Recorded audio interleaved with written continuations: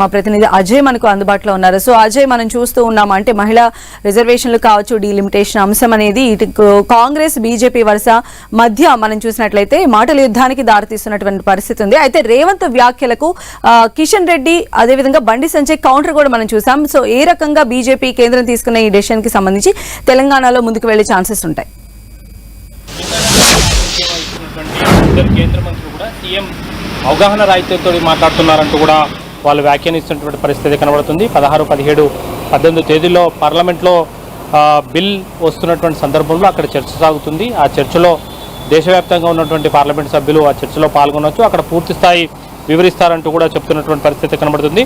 మహిళలకు చట్టసభల్లో రిజర్వేషన్లు కల్పించేందుకే ఈ నిర్ణయం తీసుకున్నామని, డీలిమిటేషన్ ప్రక్రియ జరగకుండా మహిళా రిజర్వేషన్లు ఇవ్వడం అనేది సాధ్యం కాదంటూ కుండబద్దలు కొట్టినట్టు కేంద్ర మంత్రి కిషన్ రెడ్డి చెప్తున్నటువంటి పరిస్థితి మనం చూడవచ్చు. 170 కోట్ల మంది మహిళల 70 కోట్ల మంది మహిళల గౌరవాన్ని పెంచేందుకు, వాళ్ళ హక్కులను కాపాడేందుకే మహిళలకు రిజర్వేషన్లు ఇస్తున్నామంటూ కూడా కేంద్ర మంత్రి కిషన్ రెడ్డి గారు పెంచుకున్నటువంటి పరిస్థితి.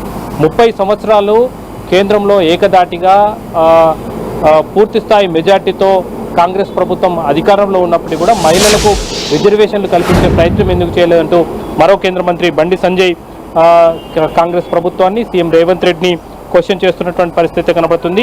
స్టేట్ అవే 50% సీట్లు పెంచుతున్నారని, ఎక్కడ జనాభా ప్రాతిపదికన సీట్లను పెంపు ఉండట్లేదని, అనవసర రాద్ధాంతాలు, రాజకీయాలు ఇటు మహిళా రిజర్వేషన్ల పైన అదేవిధంగా డీలిమిటేషన్ సీట్ల పెంపు పైన కూడా చేస్తున్నారంటూ వీళ్ళు ఆరోపణలు చేస్తున్నటువంటి పరిస్థితి కనబడుతుంది. అసలు మీకు శాస్త్రీయత ఏమిటి, డబ్బు సమకూరిస్తే వాళ్ళకే ప్రాధాన్యత ఇవ్వాలనుకుంటారంటూ కూడా రాజకీయమైనటువంటి ఆరోపణలు కూడా కేంద్ర మంత్రి ఉన్నటువంటి బండి సంజయ్ చేసినటువంటి సందర్భం అయితే కనబడుతుంది.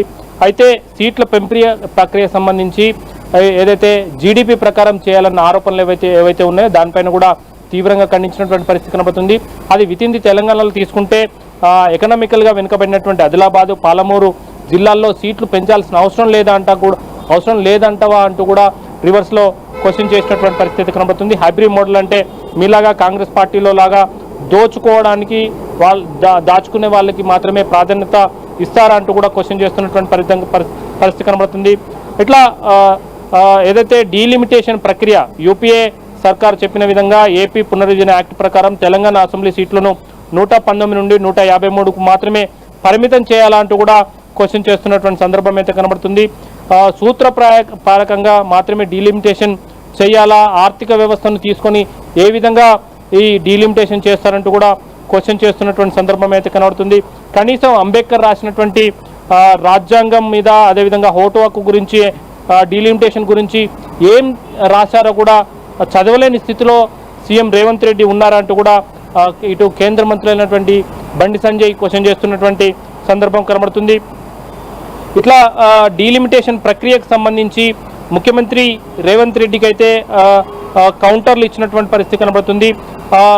మహిళలకు గౌరవం ఇవ్వలేదు, మహిళలకు ఒక్కసారి కూడా బీజేపీ పార్టీకి జాతీయ అధ్యక్షురాలిగా కూర్చుండబెట్టలేదు అన్న దానికి కూడా కౌంటర్లు ఇచ్చినటువంటి పరిస్థితి కనబడుతుంది. ఇప్పటివరకు మహిళలను గౌరవిస్తున్నటువంటి సంస్థాగత పదవుల్లో 33% రిజర్వేషన్లను బీజేపీ ఇస్తుంది. అదేవిధంగా ఒక మహిళ అయినటువంటి ద్రౌపది ముర్మును రాష్ట్రపతిని చేసిన ఘనత బీజేపీది. అదేవిధంగా అనేక రాష్ట్రాలకు ముఖ్యమంత్రులను చేసినటువంటి ఘనత ఎల్ఓపి లీడర్గా గతంలో సుష్మా స్వరాజ్ను పెట్టినటువంటి ఘనత బీజేపీదంటూ కూడా వాళ్ళు చెప్తున్నటువంటి పరిస్థితి కనబడుతుంది. ఇట్లా మహిళలను గౌరవించడంలో బీజేపీయే ముందుంది అంటూ కౌంటర్లు అయితే బీజేపీ నేతలు ఇస్తున్నటువంటి సందర్భం అయితే కనబడుతుంది. అదేవిధంగా కేంద్ర క్యాబినెట్లో కూడా ఎప్పుడు లేని విధంగా మహిళలకు గణనీయమైనటువంటి అవకాశాన్ని బీజేపీ కల్పించింది అంటూ కూడా వాళ్ళు చెప్తున్నటువంటి పరిస్థితి కనబడుతుంది. కనీసం కాంగ్రెస్ పార్టీలో ఏనాడైనా సంస్థాగతంగానైనా 33% రిజర్వేషన్లను కాంగ్రెస్ పార్టీ ఇచ్చిందా అంటూ వాళ్ళు క్వశ్చన్ చేస్తున్నటువంటి పరిస్థితి కనబడుతుంది. మొత్తంగా చూసుకున్నట్లయితే సీఎం రేవంత్ రెడ్డికి అవగాహన లోపంతో మాట్లాడుతున్నారు. ఈ జీడిపి